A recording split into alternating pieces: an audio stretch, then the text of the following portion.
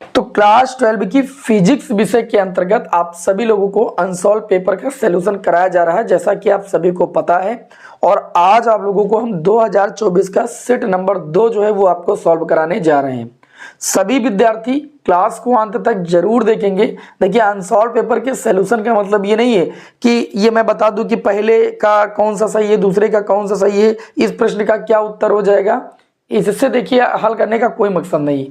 आपको जो चीजें हम पढ़ा रहे हैं समझा करके पढ़ा रहे हैं, इनको अगर आप समझ करके पढ़ेंगे तो इनसे संबंधित अगर कोई क्वेश्चन आपके बोर्ड एग्जाम में आता है तो आप तुरंत कर ले जाएंगे। और जाहिर सी बात है, प्रीवियस ईयर में जो क्वेश्चन होते हैं, आपके बोर्ड एग्जाम में जो प्रश्न आते हैं, वो इन्हीं से संबंधित होते हैं। ठीक है, तो अनसॉल्व पेपर सॉल्व करने का ये मकसद है कि आपको जो भी व्याख्या हम बता रहे हैं उसको आपको समझना है। ठीक है, सॉल्यूशन तो कहीं पर भी आपको मिल जाएगा। ठीक है, तो व्याख्या को अच्छी तरीके से समझिए, क्लास को अंत तक कीजिए, तभी आपको इसका लाभ मिलेगा। ओके, चलिए भाई, हम समय को लॉस नहीं करते हैं और प्रश्न संख्या जो 1 है इसका का पार्ट सॉल्व करते हैं। जैसा कि आपको पता है कि सबसे पहले जो होते हैं वो आपके बहुविकल्पी प्रश्न होते हैं। पहला प्रश्न है कि विद्युत आवेश एक छोटे आयतन में एक समान रूप से वितरित है। ठीक है, 2 सेंटीमीटर त्रिज्या के गोली पृष्ठ से कुल आवेश को घेरते हुए विद्युत क्षेत्र का फ्लक्स 10 वोल्ट प्रति मीटर है। जो विद्युत फ्लक्स दिया गया है यानी फाई बराबर वो आपको दिया गया 10 वोल्ट मीटर दिया गया है। आपसे प्रश्न में कहा जा रहा है कि 4 सेंटीमीटर त्रिज्या के गोली पृष्ठ पर फ्लक्स कितना होगा। आपको मैंने गॉस की प्रमेय पढ़ाई है। गॉस की प्रमेय में आपको पढ़ाया गया कि जो फ्लक्स होता है वैद्युत फ्लक्स फाई बराबर क्यू अपान एप्सिलॉन नॉट गुना होता है। अर्थात जो किसी पृष्ठ से गुजरने वाला वैद्युत फ्लक्स होता है वह पहली बात तो त्रिज्या पर निर्भर ही नहीं करता है। किस पर निर्भर कर रहा है आप देखिए एप्सिलॉन नॉट क्या है, नियतांक है, निर्भर कर रहा है आवेश पर। ठीक है, तो वो चाहे 4 सेंटीमीटर त्रिज्या से निकलने वाला पूछे, चाहे 10 सेंटीमीटर, चाहे 100 सेंटीमीटर, जो फ्लक्स है वो आपका परिवर्तित नहीं होगा। क्यों? क्योंकि जो फ्लक्स का मान होता है वो आवेश पर निर्भर करता है। आवेश की यहाँ कोई बात नहीं हुई है, तो जो आपका फ्लक्स है 10 वोल्ट प्रति मीटर वही रहेगा। ठीक है, क्योंकि ये बात कर रहे हैं कि 4 सेंटीमीटर त्रिज्या के गोली पृष्ठ पर फ्लक्स कितना होगा, तो आप ये सीधा आपको कहना है कि फ्लक्स का मान त्रिज्या पर निर्भर करता ही नहीं है। इसलिए जितना वैद्युत फ्लक्स है उतना ही वैद्युत फ्लक्स रहेगा, चाहे 4 सेंटीमीटर से पूछे चाहे 10 सेंटीमीटर से। क्लियर हुई बात। अगला जो क्वेश्चन है, क्वेश्चन नंबर पहले का खापड़ एक गतिशील आवेश उत्पन्न कर सकता है। एक गतिशील आवेश जो होता है वो वैद्युत क्षेत्र और चुंबकीय क्षेत्र दोनों उत्पन्न कर सकता है। आप सभी लोगों ने पहली इकाई पढ़ी, इसमें भी आप लोगों ने जाना है। ठीक है, वैद्युत आवेश वैद्युत क्षेत्र उत्पन्न कर सकता है। और आगे आपने जब गतिमान आवेश तथा चुंबकीय क्षेत्र चैप्टर को पढ़ा तो वहां पर यह भी जाना कि गतिमान आवेश जो है वो चुंबकीय क्षेत्र भी उत्पन्न करता है। अतः हम इस प्रकार ये कह सकते हैं कि जो गतिमान आवेश होता है वो वैद्युत क्षेत्र और चुंबकीय क्षेत्र दोनों उत्पन्न करता है। आगे बढ़ते हैं। अगला जो क्वेश्चन है वो आपका वैद्युत चुंबकीय तरंगों से है। इसमें कहा जा रहा है कि निर्वात में संचरित होने वाली विद्युत चुंबकीय तरंग, गा पार्ट को ध्यान से समझिएगा। एक इक्वेशन आपको दी है E बराबर ई नॉट साइन, है ना, और दिया गया है के एक्स माइनस का ओमेगा टी, और दूसरी समीकरण दी गई है B बराबर बी नॉट साइन, क्या दिया गया है, के एक्स माइनस का ओमेगा टी, ये आपको दिया गया है। आप लोगों को मैंने बताया कि जो ई नॉट बाई बी नॉट होता है इसकी वैल्यू सी के बराबर होती है। ई बाई बी बराबर ई नॉट बाई बी नॉट बराबर सी, जहाँ सी होती है निर्वात में प्रकाश की चाल। और आप सभी लोग ये भी जानते हो, क्या जानते हो, आप सभी लोग जानते हो कि जो के होता है, के बराबर क्या होता है, 2 पाई अपान में लैम्डा होता है। अगर इसको ऊपर नीचे हम सी से गुणा करते हैं, भाई ध्यान से देखिएगा, हमारे रिलेशन के अकॉर्डिंग अगर हम बात करें तो हमारे रिलेशन के अकॉर्डिंग ऐसा कुछ रिलेशन नहीं है कि ई नॉट बराबर बी नॉट सी, ऐसा होता तो सही हो जाता। लेकिन सी को हमें चेंज करना है किसके पदों में, हमको चेंज करना ओमेगा और के पदों में। तो यहाँ पर देखिए हम सी से ऊपर नीचे गुणा कर देंगे तो ये के बराबर कितना हो जाएगा, ये के बराबर आपका हो जाएगा, देखिए 2 पाई सी अपान लैम्डा हो जाएगा, आवृत्ति न्यू, और बटे में एक सी बच जाएगा। ओके, 2 पाई न्यू जो होता है वो आपका ओमेगा बराबर होता है ओमेगा बाई सी, के बराबर ओमेगा बाई सी। तो हम ये कह सकते हैं कि सी बराबर हो जाएगा ओमेगा बाई के। ओके, तो हमने अभी बताया कि ई नॉट बाई बी नॉट बराबर कितना होता है, सी।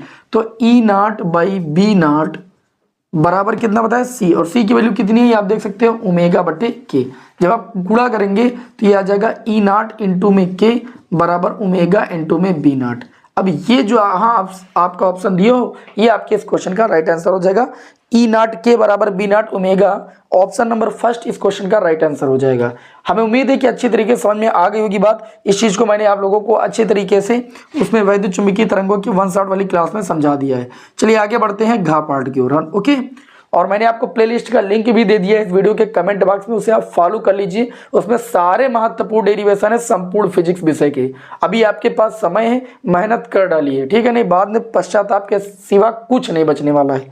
आगे बढ़ते हैं। लिखा है कि 1.2 अपवर्तनांक वाले पदार्थ से एक उभयोत्तल लेंस बना है। उत्तल लेंस की बात हो रही है जिसकी दोनों सतह उत्तल, मतलब द्विउत्तल लेंस या उभयोत्तल लेंस, बात एक ही है। यदि इसको 1.33 अपवर्तनांक वाले जल में डुबोते हैं तो वह कार्य करेगा।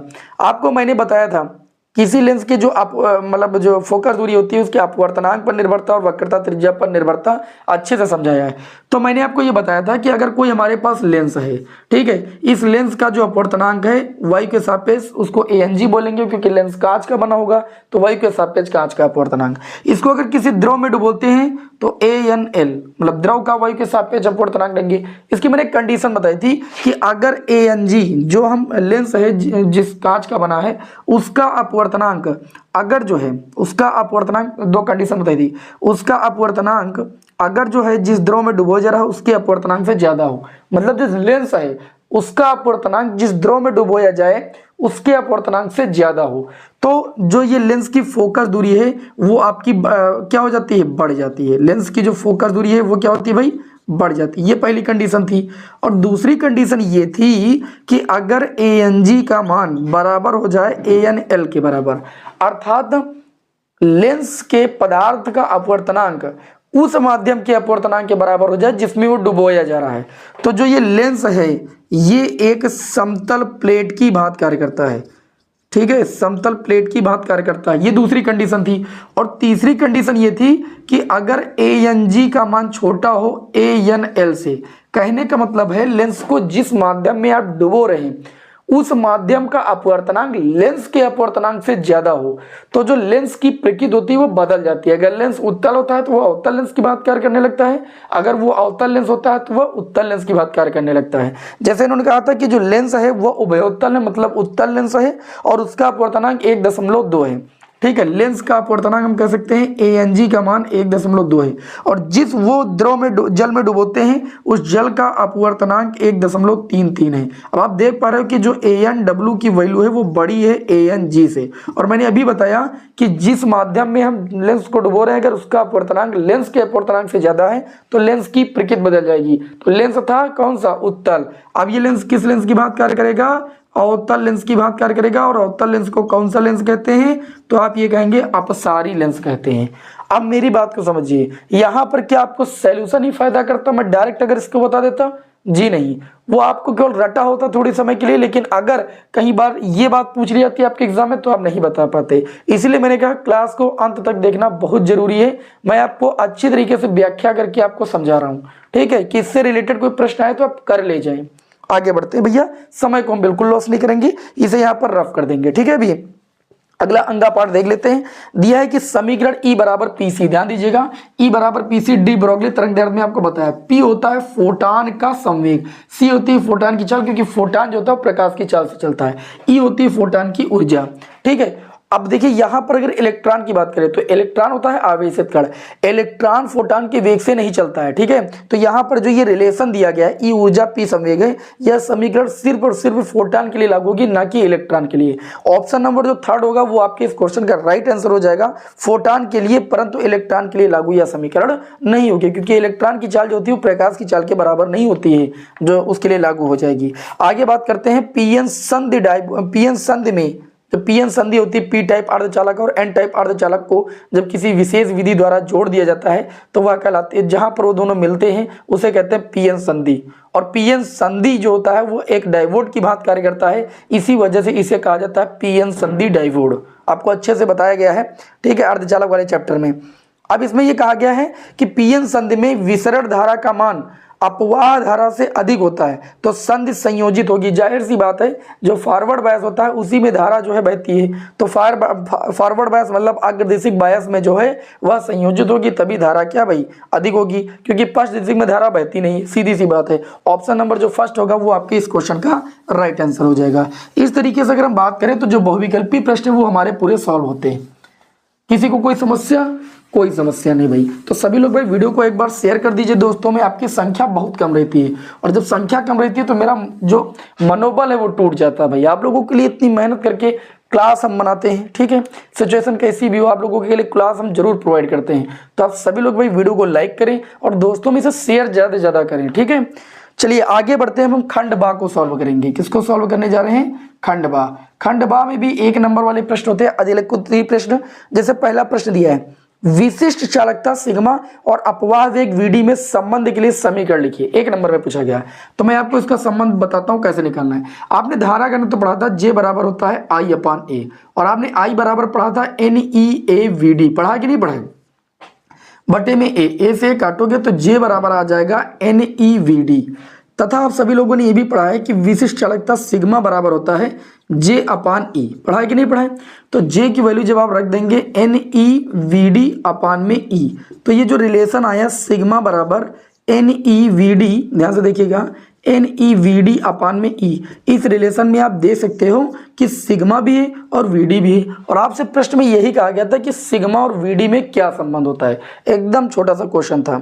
आगे बढ़ते हैं, इन्होंने कहा एम्पियर के परपथी नियम का उल्लेख कीजिए। खा पाठ में एम्पियर के परपथी नियम में बताया कि किसी बंद परिपथ की, लिख लीजिए अच्छे तरीके से, ठीक है, किसी बंद परिपथ की सीमा के अनुदिश चुंबकीय क्षेत्र जो होता है बी का रेखीय समाकलन, बंद समाकलन होता है क्योंकि बंद परिपथ के अनुदिश की बात हुई, तो किसी बंद परिपथ के अनुदिश चुंबकीय क्षेत्र बी का रेखीय समाकलन, लंबाई के अनुदिश डीएल, रेखीय समाकलन पथ द्वारा घिरी नेट धारा आई का म्यू नॉट गुना होता है, और इसे हम कहते हैं एम्पियर का परपथी नियम। एक बार और ध्यान से सुनिएगा, किसी बंद परिपथ की सीमा के अनुदिश चुंबकीय क्षेत्र बी का रेखीय समाकलन पथ द्वारा घिरी नेट धारा का म्यू नॉट गुना होता है, जिसे एम्पियर का परपथी नियम कहते हैं, ठीक है। प्लेलिस्ट में मैंने इसका भी डेरिवेशन लगा दिया, इसका प्रूफ मैंने आपको प्लेलिस्ट में सेव करके दिया है। प्लेलिस्ट का लिंक आप ओपन कीजिए, सारी क्लासें पढ़ी हुई चैप्टर नंबर 1 से लेकर चैप्टर नंबर 14 तक की, ठीक है। आगे बढ़ते हैं गा पार्ट की ओर, आपको मैंने कमेंट बॉक्स में ही लिंक दे दिया है, तो जब आप पढ़ना चाहेंगे तो आप पढ़ जाएंगे, ठीक है। किसी भी प्रकार की कोचिंग करने की आवश्यकता नहीं। लिखा है अगला गा पार्ट में 1 किलोवाट घंटा का मान, 1 किलो W उसके बाद H का मतलब घंटा है ना, आवर का मान जूल में निकालना है। तो आपको एक बता दें, 1 किलोवाट घंटा का मान निकालना, तो 1 किलोवाट बराबर हो जाएगा 1000 वाट, और ये क्या हो जाएगा घंटा, ठीक। 1 किलोवाट में 1000 वाट, 1000 वाट, ध्यान दीजिएगा, 1 घंटे में होते हैं 3600 सेकेंड। अब ये हो जाएगा 36 गुणे में 10 की पावर 3 जीरो और 2 जीरो का मतलब 5 जीरो, और ये हो जाएगा वाट सेकेंड। वाट सेकंड को आप जूल भी लिख सकते हो, क्यों? देखिए W बराबर क्या होता है, PT होता है कि नहीं होता है। तो अगर W का यहाँ से मात्रक निकालोगे, P का मात्रक वाट और समय का मात्रक सेकंड, और एक W का मात्रक जूल भी होता है, तो आप देख सकते हो इस सूत्र से W का मात्रक वाट सेकंड भी आता है और W का मात्रक जूल भी होता है। तो इसको या करके ऐसे भी लिख सकते हो, 1 किलोवाट घंटा बराबर, इसको 0.1 अंक आगे लाइए, 3.6 गुणे 10 की पावर, अब 6 हो जाएगा, 0.1 अंक आगे लाओगे, और वाट सेकंड के स्थान पर कितना ले सकते हो, जूल। आपसे प्रश्न में ये कहा गया था कि 1 किलोवाट घंटा कितने जूल के बराबर होता है, तो आप कहेंगे 3.6 गुणे 10 की पावर कितना, 6 जूल। बताइए कितना आसान क्वेश्चन है। आगे बढ़ते हैं अगले क्वेश्चन की ओर। अगला जो क्वेश्चन है वो घा पार्ट, इसमें ये कहा जा रहा है कि स्वप्रेरकत्व का विमीय समीकरण लिखिए। आपको स्वप्रेरकत्व की परिभाषा में बताया गया था कि जो फ्लक्स ग्रंथिकाओं की संख्या होती है वह क्या होती है, प्रवाहित धारा I के समानुपाती होती है। आपको अच्छे तरीके से बताया गया है। जब यहाँ से हम क्या करते हैं, ये समानुपाती चिन्ह को हटाते तो आ जाता है L, जहां L होता है स्वप्रेरण गुणांक या स्वप्रेरकत्व। अब हमें क्या करना है, इसी L का विमीय सूत्र निकालना है। तो L बराबर हो जाएगा 5B बटे में I, होगा n, लेकिन n संख्या है उसका कोई मात्रक होगा नहीं। अच्छा 5b बराबर क्या होता है, b इंटू में a होता है और बटे में i हो जाएगा। अब b का मात्रक कहाँ से निकालेंगे, देखिए a बराबर आपने पढ़ा है IBL, जब b का मात्रक यहाँ से निकालेंगे तो न्यूटन प्रति एम्पियर मीटर आएगा, IL को इधर भेजेंगे तो यहाँ पर b का मात्रक लिख दीजिए न्यूटन प्रति एम्पियर मीटर और गुणे में a यहाँ पर क्षेत्रफल का मात्रक मीटर स्क्वायर बटे में I का मात्रक एम्पियर। अब देखिए एक मीटर से ये मीटर कैंसिल हो जाएगा तो न्यूटन मीटर बचेगा एक ऊपर और नीचे एम्पियर इनटू में एम्पियर बचेगा। तो इस तरीके से न्यूटन की विमा हो जाएगी MLT-2 और मीटर की विमा हो जाएगी L स्क्वायर और बटे में एम्पियर की विमा हो जाएगी A स्क्वायर, A का गुणा हो जाएगा। तो इस तरीके से ये जो विमा आ गई वो आ गई MLT-2 L2L ML3 हो जाएगा T-2 और A-2, ये हो जाएगी स्वाप्रेरण गुणांक की भैया विमा। क्या हो जाएगी, देख लो कहीं गलती हुई क्या। फाई बराबर B इंटू A होता है क्षेत्रफल की विमा मीटर स्क्वायर, B की विमा हो जाएगी न्यूटन प्रति एम्पियर मीटर, ये भी सही है। मीटर से मीटर एक कैंसिल हो गया, एक मीटर ऊपर बच गया, A नीचे बच गया भाई, A और A का गुणा हो जाएगा। ओके ठीक, अब न्यूटन की विमा होती है MLT-2 और ये हो जाएगा, देखो हाँ गलती हुई, यहाँ 1 मीटर बचा ना तो 1 L बचेगा और 1 L बचेगा तो यहाँ L स्क्वायर होगा, वही सोच रहे थे क्यों नहीं मिल रहा है। ML स्क्वायर T-2 और A-2, क्लियर हुई बात। इस तरीके से स्वाप्रेरण गुणांक की बीमा आ गई और यही होगी अन्योन प्रेरण गुणांक की भी बीमा, कुछ अलग नहीं होगी। चलिए इसको रफ करते हैं और अगले क्वेश्चन की ओर भैया बढ़ते हैं। अगला जो क्वेश्चन है वो ये कहता है कि हाइड्रोजन परमाणु की आयनन ऊर्जा, देखिए हाइड्रोजन परमाणु की आयनन ऊर्जा को En से लिखा जाता है। ये आपको दिया गया 13.6 इलेक्ट्रॉन वोल्ट। कहा जा रहा है कि n बराबर 2 अवस्था में, n बराबर 2 अवस्था में आपको क्या करना है, अवस्था में आपको आयनन ऊर्जा ज्ञात करनी है। तो आयनन ऊर्जा बराबर कितना होता है भैया 13.6 इलेक्ट्रॉन वोल्ट बटे में n स्क्वायर, सभी लोग जानते हो। En की वैल्यू आपको दी है 13.6 इलेक्ट्रॉन वोल्ट बराबर 13.6। अच्छा इसमें क्या करना है, अच्छा आयनन ऊर्जा यानी En की वैल्यू निकालना है जब n की वैल्यू कितनी हो 2, ठीक ओके। En बराबर 13.6 बटे में n की वैल्यू 2 का स्क्वायर इलेक्ट्रॉन वोल्ट। तो En की वैल्यू जब आप इसे भाग करेंगे 13.6 बटे में 2 का स्क्वायर 4 इलेक्ट्रॉन वोल्ट, जब आप इसे सॉल्व करेंगे तो 4 3 12 3.4 चौक 16 इलेक्ट्रॉन वोल्ट आ जाएगा। n बराबर 2 के लिए जो आयनन ऊर्जा होगी वह 3.4 इलेक्ट्रॉन वोल्ट होगी। बात समझ में है कि नहीं समझ में? अब चलिए अगली जो आपकी अगला जो आपका क्वेश्चन है वो एक परिभाषा है तरंगाग्र, जो कि आपने वेव ऑप्टिक्स में सबसे पहले ही भरा है। तो तरंगाग्र की परिभाषा क्या होती है, तरंगाग्र की परिभाषा ये होती है कि जब किसी माध्यम में कोई तरंग उत्पन्न की जाती है, जब किसी माध्यम में कोई तरंग क्या की जाती है, उत्पन्न की जाती है, तो माध्यम के कण क्या होते हैं भाई, कंपन करने लगते हैं। जब किसी माध्यम में कोई तरंग उत्पन्न की जाती है तो माध्यम के कण क्या होते हैं, कंपन करने लगते हैं। और जब माध्यम के कण कंपन करने की समान कला में होते हैं तो उन कणों का जो बिंदुपथ होता है वह क्या कहलाता है, तरंगाग्र कहलाता है। ठीक है, तो आप परिभाषा लिखिए, मैं बोल रहा हूँ भाई, है ना, यहाँ व्हाइट बोर्ड है, आप लोग सभी लोग देखते हैं और सुनते सुनते याद कर लें तो ज़्यादा बेटर है। क्या बोलेंगे, जब किसी माध्यम में तरंग उत्पन्न की जाती है, जब किसी माध्यम में तरंग उत्पन्न की जाती है तो क्या होता है कि माध्यम के जो कण होते हैं वो कंपन करने लगते हैं। ठीक है, और समान कला में कंपन करने वाले कणों का जो बिंदुपथ होता है वह क्या कहलाता है, वह आपका तरंगाग्र कहलाता है। ठीक है, ये परिभाषा हो गई तरंगाग्र की। इसमें समतल तरंगाग्र, गोली तरंगाग्र और बेलनाकार तरंगाग्र, ये भी तीनों आप पढ़ लीजिएगा, ये होते हैं तरंगाग्र के प्रकार। आगे बढ़ते हैं खंड सा की ओर। ठीक है, अब हम हल करेंगे खंड सा को। खंड सा में तीसरे का पहला प्रश्न है। इसमें एक फिगर बना हुआ है, यहां पर 10 ओम, फिर आपको दिया गया है 30 ओम। ठीक है, ये 10 ओम हो गया, ये आपका 30 ओम हो गया और ये आप देख सकते हो ऐसे। ठीक है, ये फिगर कुछ ऐसे बना हुआ है, या जैसे बना हम वैसे बना रहे हैं। और यहाँ पर 20 वोल्ट की एक बैटरी लगी है, 20 वोल्ट की एक बैटरी लगी हुई है। कहा जा रहा दिए गए परिपथ में 10 ओम वाले प्रतिरोधक में प्रवाहित धारा का मान। सबसे पहले 10 ओम में हम प्रवाहित धारा निकालेंगे। क्या निकालेंगे? प्रवाहित धारा। देखो अगर ये कुंजी खुली है, ध्यान दीजिएगा, अगर ये कुंजी खुला हो और बंद हो, जब के क्या है? खुली है। अच्छा ये कुंजी खुली होगी तो ये धारा यहां से जाएगी ऐसे, और ये दो होते हुए ऐसे सीधे चली जाएगी, इससे कोई मतलब नहीं। और ये दोनों श्रेणी क्रम में धारा का मान सेम होगा। तो ऐसा करते हैं परिपथ की कुल धारा निकाल लेंगे, वही धारा क्या हो जाएगी? 10 ओम में भी हो जाएगी, 30 ओम में भी हो जाएगी, चाहे जिसमें निकालने के लिए पूछ ले जाए। तो पहले परिपथ का कुल प्रतिरोध निकालेंगे। कुल प्रतिरोध कैसे निकालते हैं हम देखते हैं कि प्रतिरोध किस क्रम में है। तो प्रतिरोध एक श्रेणी क्रम में, श्रेणी क्रम का सूत्र होता है R बराबर R1 प्लस R2।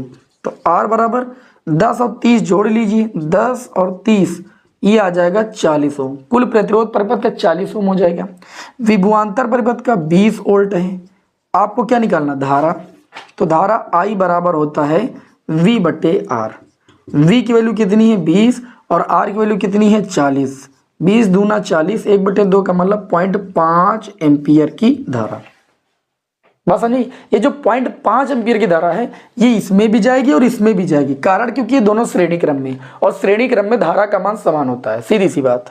अच्छा अगर कुंजी, ध्यान दीजिएगा, यदि कुंजी बंद हो, कुंजी बंद हो, अच्छा जब कुंजी बंद होगी तो धारा बढ़ जाएगी, ये आएगी ऐसे होते हुए जाएगी, और जब ऐसे होते हुए जाएगी तो 30 ओम में धारा बहेगी नहीं, और जब 30 ओम में धारा नहीं बहेगी तो ये बोला गया है कि 10 ओम में धारा कितनी होगी।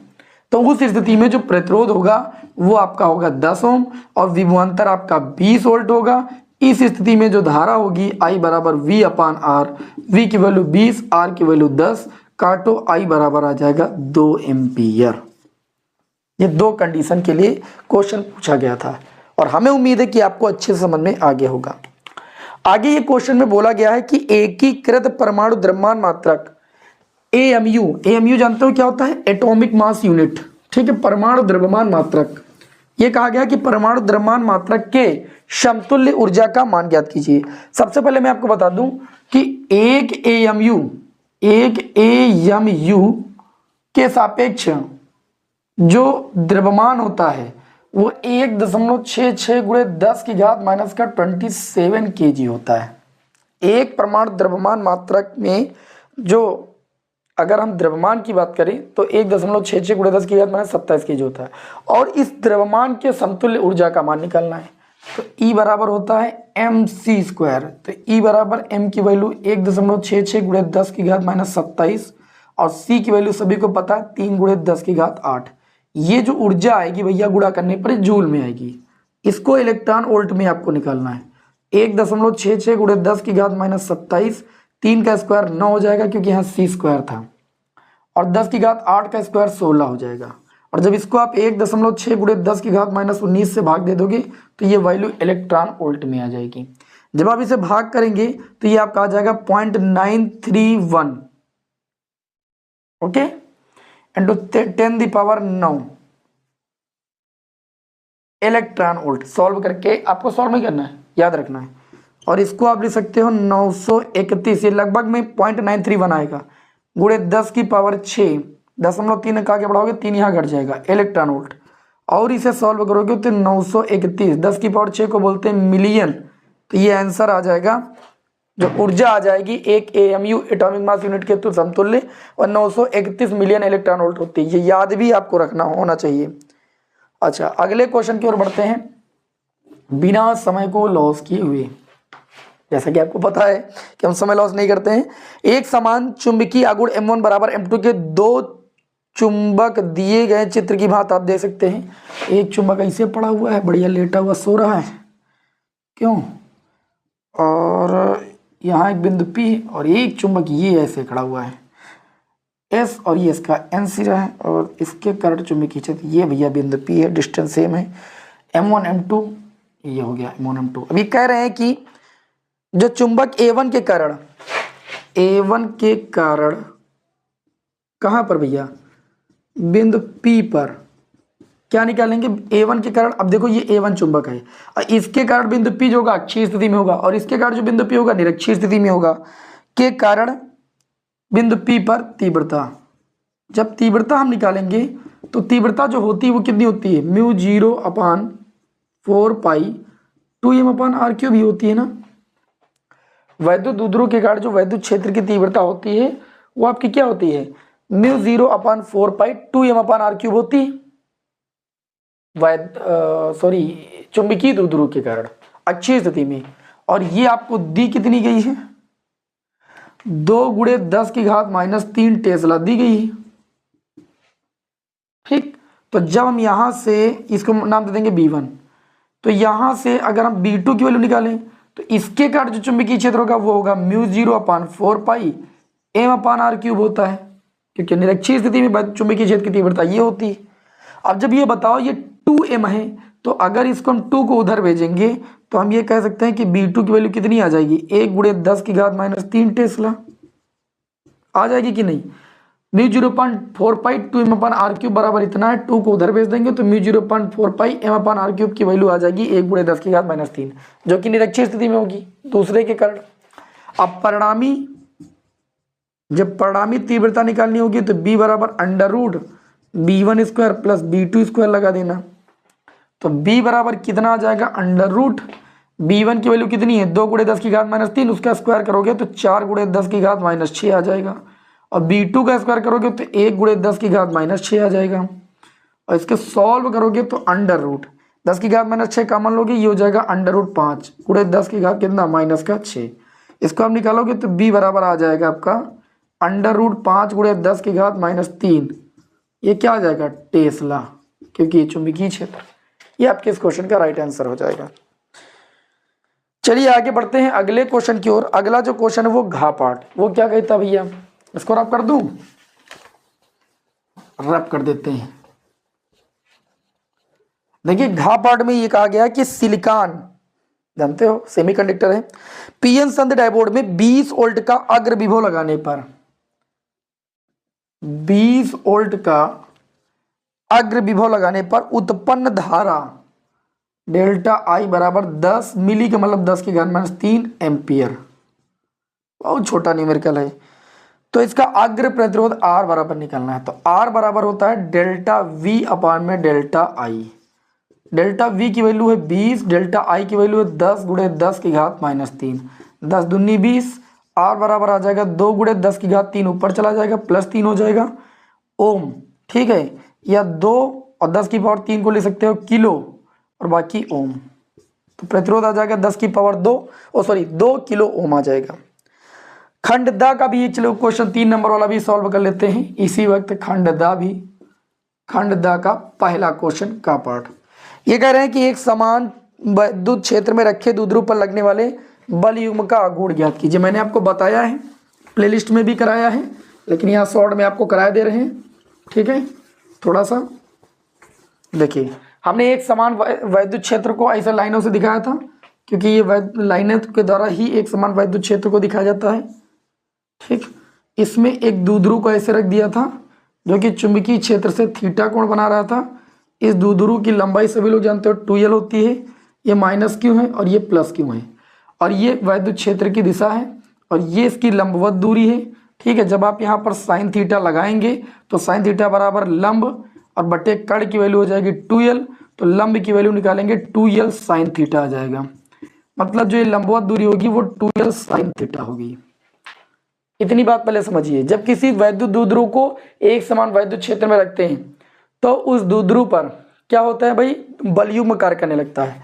ये इस आवेश पर जो बल कार्य करता है वो उसको इधर ले जाता है, इस पर जो बल कार्य करता है वो उसको इधर ले जाता है। तो दो बल कार्य करते हैं जिसे हम बल युग्म कहते हैं, और ये बल युग्म क्या करते हैं, इस द्विध्रुव को इस क्षेत्र के समांतर लाने का प्रयास करते हैं, जिसे हम प्रत्यानयन बल युग्म का गुण कहते हैं, ठीक है। टाउ बराबर क्या होता है, बल गुणे लंबवत दूरी। क्या होता है, बल गुणे लंबवत दूरी। अब अगर टाउ बराबर बल की बात करेंगे तो बल F बराबर क्या हो जाएगा, यहाँ पर वैद्युत क्षेत्र है, E इंटू में Q हो जाएगा, तो E इंटू Q लिख देंगे। और लंबवत दूरी की अगर बात करेंगे, अभी निकाल लिया है 2l साइन थीटा। अब इसको लिख सकते हैं टाउ बराबर E इंटू में Q इंटू 2L मैं बता चुका हूँ, वैद्युत द्विध्रुव आघूर्ण कहलाता है, जिसको P से लिखते हैं, और ये हो जाएगा साइन थीटा। तो टाउ बराबर ही आपका हो जाएगा PE साइन थीटा। समझ गए? तो एक समान वैद्युत क्षेत्र में रखे द्विध्रुव पर लगने वाले बलयुग्म का आघूर्ण टाउ बराबर कितना होता है? PE sine theta. इसी का आपको व्यंजक फाइंड करना था, जो कि आपका आ चुका है। अब आज के लिए इतना ही रखेंगे, और इस क्लास में मैंने जो है ये जो सेट नंबर 2 था मतलब भर का सॉल्व करा दिया है। बाकी नेक्स्ट क्लास में ये पूरा सॉल्व हो जाएगा। ठीक है, चलिए आपको नेक्स्ट क्लास में फिर मिलते हैं हम। जय हिंद, वंदे मातरम।